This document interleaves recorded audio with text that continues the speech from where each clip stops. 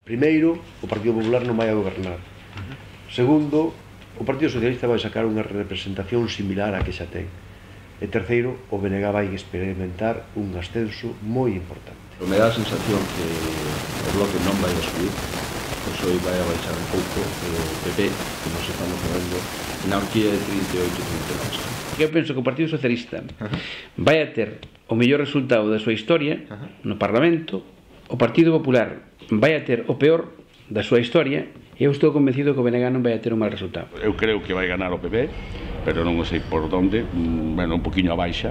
Eu creo que o Bloque se vai manter e se non perde algo, o PSOE tamén se vai quizás baixar, e para quitar 2 ou 3, sabe o que estou falando, se nos vamos meter en cuña e chegarlle a xente, estamos ilusionadísimos. Vai a sair reforzado máis o PSDG-PSOE fronte ao Bloque Nacionalista e tamén probablemente nesta conxuntura despois da trama terrible do Partido Popular, sin dúbida tamén o Partido Popular as súas expectativas terán baixado. E nesa quiniela vai a estar presente Esquerda Unida. Eu creo que se vai seguir apostando, lamentablemente, por este mismo bipartito.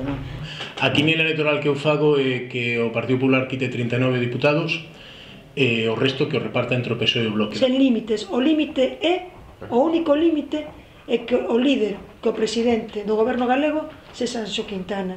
Penso que vai haber unha subida do Partido Socialista e probablemente tamén do Bloque Nacionalista galego, tanto en voto como en escanos. E eu penso que o Partido Popular vai a perder votos e vai a perder entre 3 e 5 escanos, probablemente.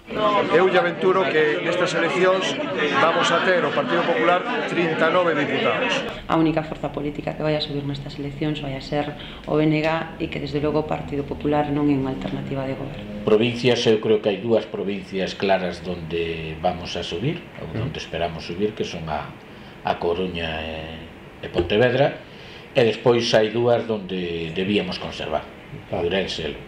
Eu creo que o 1 de marzo os cidadáns galegos van a seguir dando o apoio ao Partido Socialista e ao Bloque para que gobernen e haberá en Galicia un goberno bipartito.